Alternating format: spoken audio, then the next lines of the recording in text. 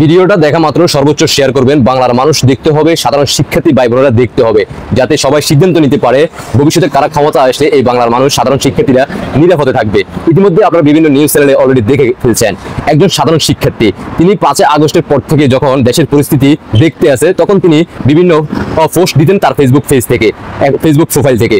এই কারণে তাকে পরীক্ষা দেওয়া হয় নাই, পরীক্ষা দিতে দেয় নাই। রাজাকার বংশের সন্তান বিএনপি এবং কি জামাতের লোকেরা তাকে পরীক্ষার হল থেকে তাকে বের করে নিয়ে আসে এবং মব করে, যেখানে পুলিশ প্রশাসন থাকা সত্ত্বেও, কলেজের টিচাররা থাকা সত্ত্বেও, সেখানে পরীক্ষার্থীরা থাকা সত্ত্বেও তাকে ওইখান থেকে বের করে নিয়ে আসে। দেখে রাখুন।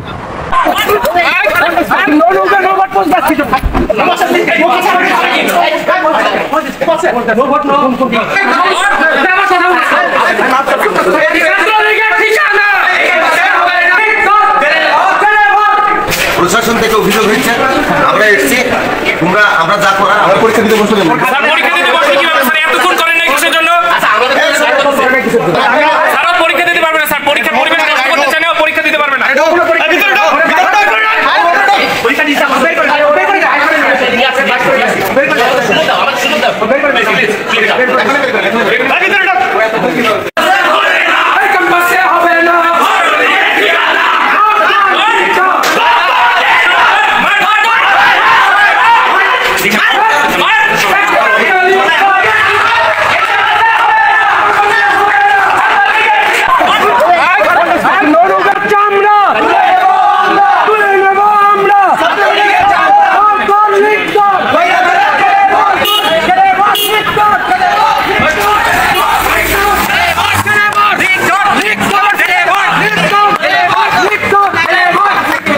না না, আমার ফ্যামিলি আওয়ামী লীগ আছে, এটা সত্য কথা, কিন্তু আমি কখনো রাজনীতি করি নাই। পোস্ট আমি একটা করছিলাম, এটা সত্য কথা, একটা পোস্ট করছিলাম।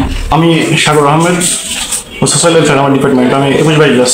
সে ক্রমাগত কন্টিনিউসলি পোস্ট দিয়ে থাকে, নো ভোট, নো নৌকা, নো ভোট। তারপরে হচ্ছে আপনার 13 নভেম্বরে যে সারা দেশব্যাপী আওয়ামী লীগের একটা ঘোষিত লকডাউন ছিল, সেখানে পোস্ট শেয়ার করেছে এবং আবহাওয়ার জন্য তাকে সেই হাসিনার ঘোষিত লকডাউনে নামার জন্য আহ্বান জানায়। সে কি হবে 1.5 বছর পর গণঅভ্যুত্থানের পর এত প্রায় 1500-র মতো শহীদ ভাইরা আমার নিহত হয়ে গেছে এবং 30,000-এর অধিক আহত, তারপরে সেই কন্টিনিউসলি পোস্টগুলো করে যাচ্ছে।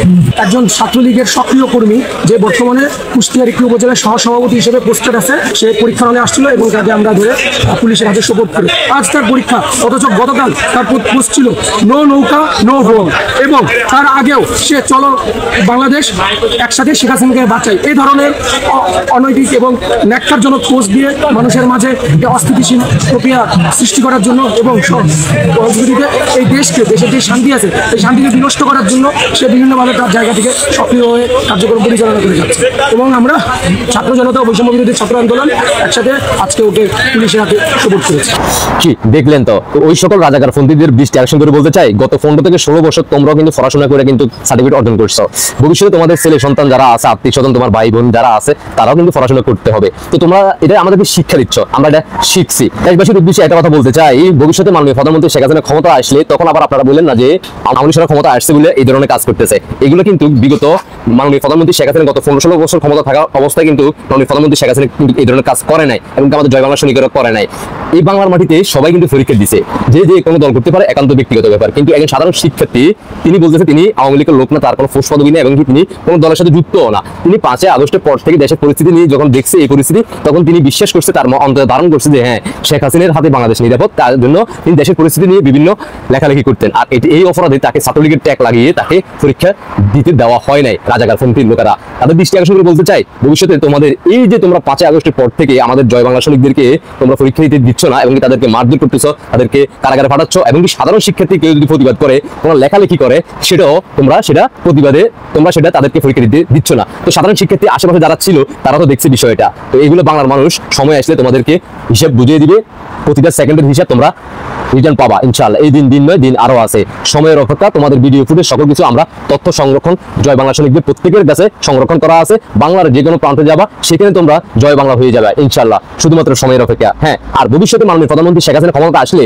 তোমাদের ছেলে সন্তান, তোমাদের ছোট ভাই বোন আর পড়াশোনা করতে হবে না, সবাই ইয়ার ব্যবসা করতে হইব, তাও আবার পাকিস্তানের করাচিতে। ওইখানে যাইতে হইব, ওইখানে বিক্রি করতে হবে, ওইখানে থেকে তোমরা মানুষ হইবা ইনশাআল্লাহ। দেখা হচ্ছে শীঘ্রই। তোমাদের বিদায়ের ঘন্টা বেজে গেছে, বাংলার মানুষ বুঝে গেছে যে তোমরা আসলে চাচ্ছটা কি।